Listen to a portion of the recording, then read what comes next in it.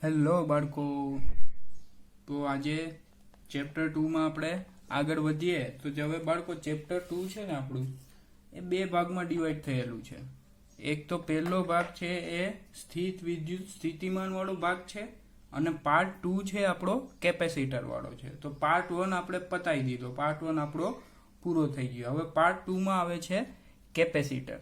તો હવે આજે આ જે વિડીયો છે બાળકો, તેમાં આપણે ખાલી કેપેસિટર શું છે, કાર્ય શું હોય, કેવું હોય, કેવી રીતે વર્ક કરે, ખાલી એ ડીપમાં સમજશું.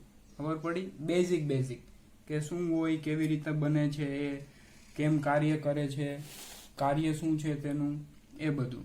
તો શું છે કે તમને વધારે ફીલ આવે. સબ્જેક્ટને ખાલી ભણવાનો જ નહીં, ફીલ કરવાનો, તો મજા આવે ભણવાની. તો હવે આપણે પહેલા તો વાત કરીએ કે કેપેસિટર. તો હવે કેપેસિટર છે શું બાળકો? તો કેપેસિટર છે ને એ એક બે વાહકોના બનેલી એક સંરચના છે. શું છે? બે વાહકની બનેલી એક સંરચના. હવે મારે કેપેસિટર બનાવવું હોય તો હું કોઈ પણ બે સુવાહક લઈ લઉં. શું લઈ લઉં? સુવાહક. એટલે પહેલો સુવાહક માની લો કોઈ પણ શેપનો તમે લઈ શકો, કોઈ પણ શેપનો. અને બીજો સુવાહક છે બાળકો મારો આવો જો. આ બે સુવાહક લઈ લીધા. આ છે સુવાહક 1 છે, આ છે આપણો સુવાહક 2 છે. બરાબર? હવે સુવાહક 1 છે ત્યાં માની લો કે એ ધન વીજભાર છે. હવે સુવાહકનો ધન વીજભાર તમે આપો એટલે બધો ક્યાં જતો રહે? બધો બહાર આવી જાય સરફેસ ઉપર, અંદર કાંઈ વીજભાર રહે નહીં. બરાબર? તેવી જ રીતે આ બાજુ શું હોય? માઇનસ હોય. બંને વચ્ચે ડી જેટલું અંતર છે. તો આ શું બની ગયું? એક કેપેસિટર બની ગયું કે આનો વીજભાર ટોટલ છે ક્યુ જેટલો, અને આનો ટોટલ વીજભાર છે માઇનસ ક્યુ જેટલો. આનું સ્થિતિમાન છે V1 જેટલું છે, આનું સ્થિતિમાન છે V2 જેટલું છે. તો આ થઈ ગયું, શું થઈ ગયું બાળકો? કેપેસિટર થઈ ગયું. હવે કેપેસિટર છે એ તમે જોયેલું જ છે, પંખામાં હોય છે, બાકી બધા ઇલેક્ટ્રિક ઇન્સ્ટ્રુમેન્ટ છે તેમાં બધામાં હોય છે. હવે આપણે અવરોધ ભણી ગયા તમે 10મા ધોરણમાં અવરોધ. તો અવરોધ કેવું હતું? આર વડે દર્શાવાય, આમ ઝિગઝેગ જેવી સાઈન હતી તેની. તો તેવી જ રીતે આપણી કેપેસિટર છે ને તેની સંજ્ઞા હમણાં આપણે જોઈએ કે આ જે કેપેસિટર છે તેની સંજ્ઞા છે ને આવી હોય જો. આ થઈ ગઈ કેપેસિટરની સંજ્ઞા. હવે કેપેસિટરનું કાર્ય શું છે ને એ જોઈએ બાળકો. હવે માની લો કે તમે ગાડી લઈને જાઓ છો અને રસ્તામાં ગાડીમાં પંચર પડી ગયું. તો હવે રસ્તામાં પંચર પડી ગયું તો ગાડીને તમારે દોરીને લઈ જવી પડે પંચરવાળા પાસે. હવે તમને ખબર છે કે તમે ગાડીથી નીચે ઉતરી ગયા તો ગાડીને દોરવા માટે પહેલા છે ને દોડાવવા માટે થોડુંક વધારે બળ લગાડવું પડે. પછી એ આપણા જે વ્હીલ છે એ ફરવા લાગે. પછી તો તમે થોડોક એવો ધક્કો મારો ને તો પણ રસ્તા ઉપર દોડવા લાગે. ખબર પડી? તો હવે એ જે શરૂઆતનું જે બળ છે ને એ વધારે લગાડવું પડે આપણે. તો તેવી જ રીતે આપણા ઇલેક્ટ્રિકલ ઇન્સ્ટ્રુમેન્ટ હોય ને બાળકો, તો એને જસ્ટ સ્ટાર્ટ થવા માટે વધારે ઉર્જાની જરૂર પડે, વધારે કરંટની જરૂર પડે.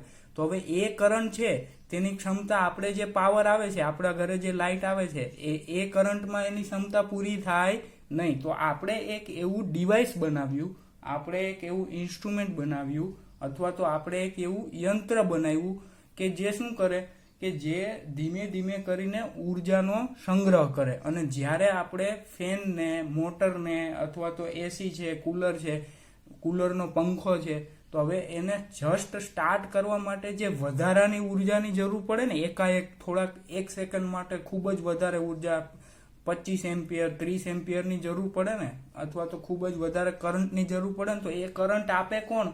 કેપેસિટર આપે. ખબર પડી? તમે પંખામાં જોયું હશે વ્હાઇટ કલરનું સિલિન્ડ્રિકલ આકારનું હોય, એટલે કે નળાકાર આકારનું હોય છે. તો એ શું છે? એ આપણું કેપેસિટર છે. તો કેપેસિટરનું કાર્ય શું છે કે જે ઉર્જાનો શું કરે? સંગ્રહ કરે. શું કરે? સંગ્રહ. તો આપણે નીચે લખીએ કેપેસિટરનું કાર્ય શું છે?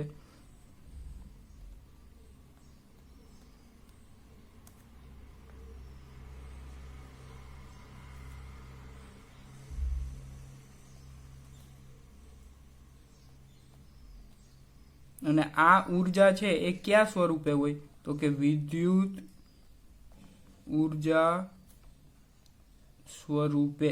એટલે આ જે કેપેસિટર છે તેનું કાર્ય શું થયું કે ઉર્જાનો સંગ્રહ કરે અને એ જે ઉર્જા છે એ કયા સ્વરૂપે હોય તો કે વિદ્યુત ઉર્જા સ્વરૂપે હોય. ખબર પડી? હવે કોઈ પણ ડિવાઇસ છે તો માની લો કે આ કેપેસિટર છે આપણું, તો તેનો એક ગુણધર્મ હોય, એટલે કે તેની એક રાશિ હોય. તો જો આપણે જોઈએ કે એનું મૂલ્ય છે ને એ કેપેસિટન્સ કહેવાય. હવે કેપેસિટન્સ કોને કહેવાય એ જોઈએ.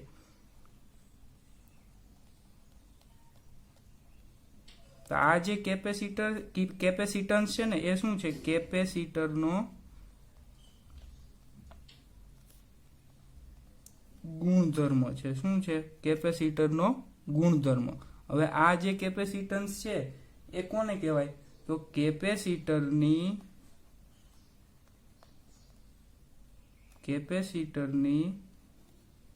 વીજભાર સંગ્રહ કરવાની ક્ષમતાને શું કહેવાય? કેપેસિટન્સ કહે છે.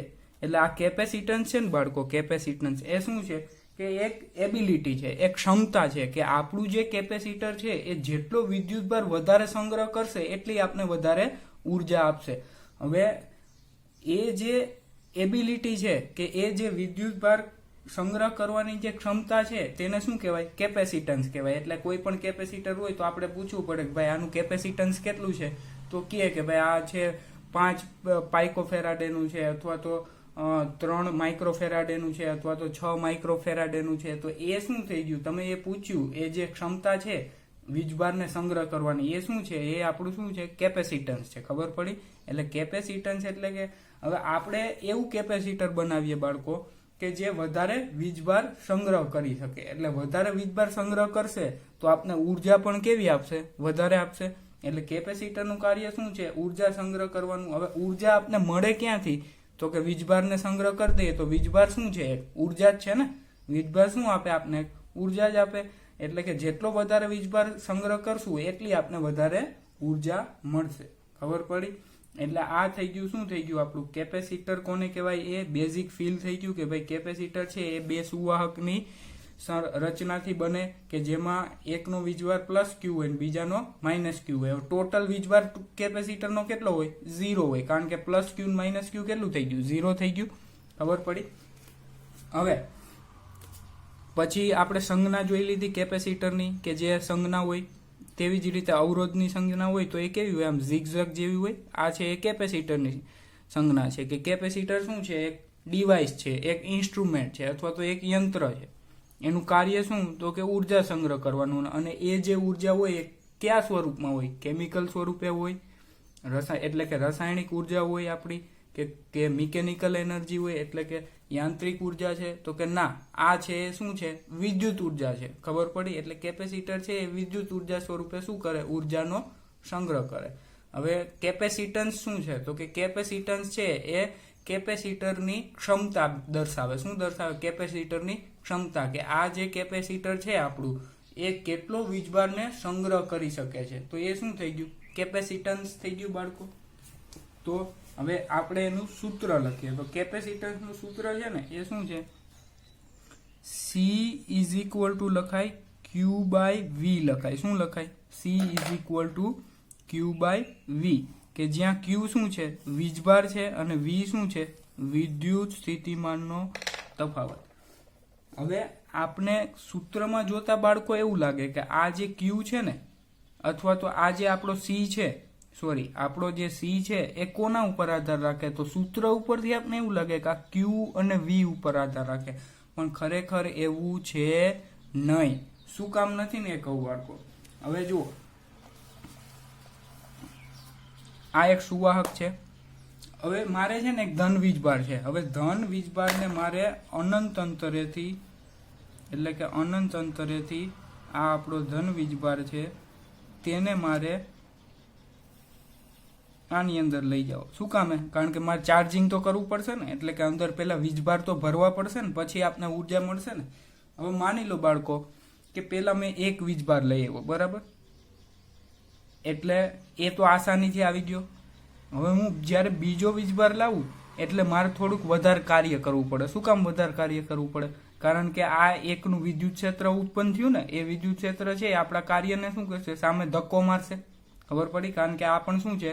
ધન વીજભાર છે. એટલે કે આ બિંદુએ શું થઈ ગયું? સ્થિતિમાન વધી ગયું પહેલા કરતા.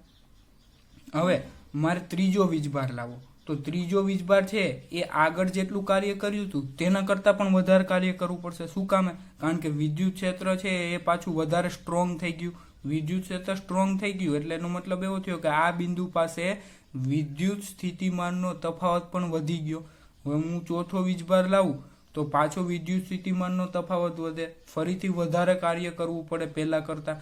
એટલે એનો મતલબ એવો થયો કે તમે ક્યુ ને વધારતા જાઓ તો વિદ્યુત સ્થિતિમાનનો તફાવત પણ શું થતો જાય? વધતો જાય. ખબર પડી? ક્યુ ને તમે વધારતા જાઓ તો વિદ્યુત સ્થિતિમાનનો તફાવત પણ શું થતો જાય? વધતો જાય. એટલે હું નીચે લખી શકું કે ભાઈ મારે ક્યુ ને વધારવું હોય તો તેને અકોર્ડિંગ વિદ્યુત સ્થિતિમાનનો તફાવત પણ શું થાય? વધતો જાય. તેવી જ રીતે હવે હું ક્યુ ને ઘટાડું તો વિદ્યુત સ્થિતિમાનનો તફાવત પણ શું થશે? તેની સાથે સાથે ઘટશે. એટલે એનો મતલબ એવો થયો કે વી છે એ ડાયરેક્ટલી પ્રપોર્શનલ છે કોના?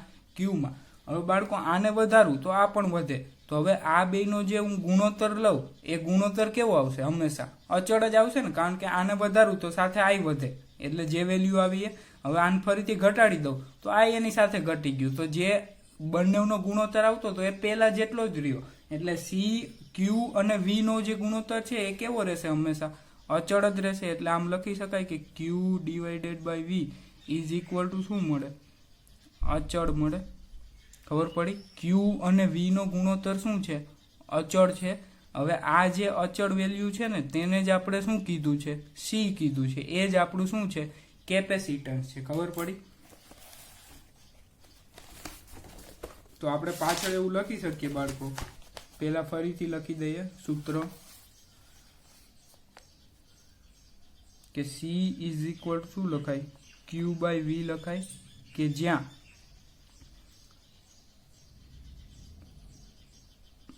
ક્યુ અને વી નો ગુણોત્તર છે એ આપણે શું મળે? અચળ આપે. હવે આ જે અચળ છે એ શું છે? આપણો સી છે બાળકો. ખબર પડી? હવે તમને ખબર પડી કે આ સી છે આ બે ઉપર આધાર રાખતો નથી, કારણ કે એ શું છે? એ તો અચળ છે. ખબર પડી? એ તો અચળ સંખ્યા છે. એ કોઈ ઉપર આધાર રાખે નહીં. હવે એ કોના ઉપર આધાર રાખે ને એ જોઈએ. એટલે અહીંયા નીચે પહેલા તો આપણે એક ક્લિયર કટ એવું લખી જ શકીએ. હવે તો તમને ફીલ આવી ગયું કે સી છે એ ક્યુ અને વી થી સ્વતંત્ર છે. આવું લખી શકીએ, કારણ કે એના ઉપર આધાર રાખતો નથી. તો બાળકો સી છે એટલે કેપેસિટન્સ છે એ કોના ઉપર આધાર રાખે? તો એ લખીએ કે કેપેસિટન્સ છે એ સુવાહકના આકાર, કદ, અંતર અને માધ્યમ પર આધાર રાખે.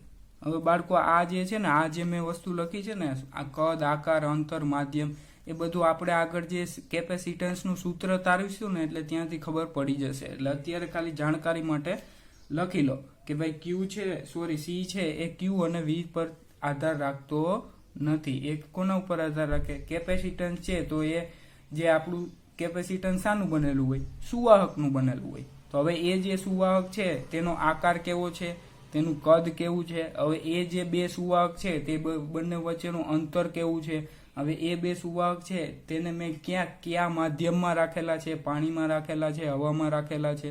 ખબર પડી? એટલે કોના ઉપર આધાર રાખે? માધ્યમ ઉપર આધાર રાખે. અને હજી એક વસ્તુ બાળકો, કે જે કેપેસિટર છે ને તેનો એકમ શું છે? એકમ છે ફેરેડ છે. શું છે? ફેરેડ. ખબર પડી? અને અથવા ફેરેડ ના લખવું હોય તમારે તો ક્યુ નો એકમ શું થાય? કુલમ થાય. અને વી નો એકમ શું થાય? વોલ્ટ થાય. તો કુલમ પર વોલ્ટ અથવા તો ફેરેડ. એટલે આ સી નો એકમ છે એ ફેરેડ લખાય અથવા તો કુલમ પર વોલ્ટ લખાય બાળકો. તો આ હતું બેઝિક ઇન્ટ્રોડક્શન હતું શાનું? કેપેસિટન્સનું, કે જે આપણે ફરીથી એક વખત જોઈ લઈએ કે કેપેસિટર છે એ શાનું બનેલું હોય બાળકો? તો કે બે સુવાહકનું બનેલું હોય. એક સુવાહક ઉપર ધન વીજભાર હોય, બીજા સુવાહક ઉપર ઋણ વીજભાર હોય.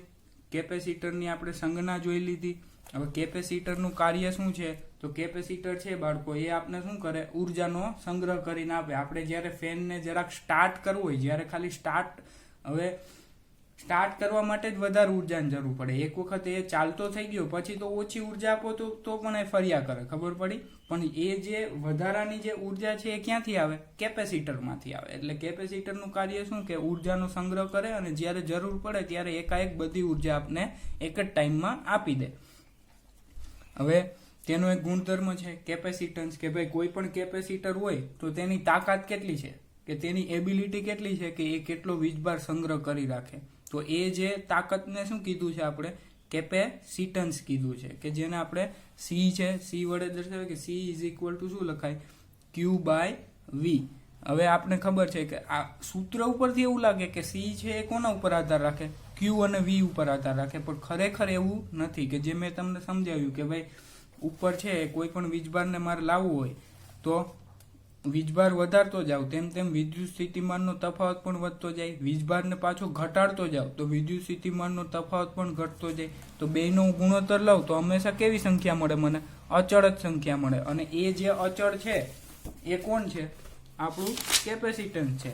એટલે સી છે ક્યુ અને વી થી કેવું છે? સ્વતંત્ર છે. ક્યુ અને વી ઉપર આધાર રાખતું નથી. તો આધાર કોના ઉપર રાખે? તો આધાર રાખે છે સુવાહકના આકાર, કદ, અંતર અને માધ્યમ પર આધાર રાખે. પછી આપણે જોયું કે ભાઈ સી નો એકમ શું છે? તો સી નો એકમ છે ફેરેડ છે, અથવા ફેરેડ ના લખવું હોય તો C is equal to Q by V. તો ક્યુ નો એકમ કુલમ થાય. વી એટલે કે વિદ્યુત સ્થિતિમાનનો તફાવત, પોટેન્શિયલ ડિફરન્સ, કે જેનો એકમ હોય છે વોલ્ટ હોય. ખબર પડી? તો સી, તો આપણો જે એકમ છે ફેરેડ છે અથવા તો સી બાય વી છે બાળકો. તો આ હતું બેઝિક ઇન્ટ્રોડક્શન હતું કેપેસિટરનું. હવે આગળ જે છે કેપેસિટરના ઘણા બધા પ્રકાર હોય. એક તો મેં તમને આગળ બતાવ્યું કે કેપેસિટર છે એ સુવાહકનું કોઈ પણ સુવાહક લઈ લો, કોઈ પણ આકારનો, તમે ગોળ, સ્ફેરિકલ અથવા તો સમાંતર. તો હવે આપણે આગળનો જે નેક્સ્ટ ટોપિક ભણીશું ને એમાં બે સમાંતર પ્લેટ લેશું અને તેનું શું બનાવશું? આપણે કેપેસિટર બનાવશું. એટલે કે એક સુવાહકની પ્લેટ અને બીજી સુવાહકની પ્લેટ, એકને ધન વીજભાર આપશું, એકને ઋણ વીજભાર આપશું, તો એ શું બની ગયું? આપણું કેપેસિટર બની ગયું. તો એ આપણે નેક્સ્ટ લેક્ચરમાં જોઈશું બાળકો. Thank you.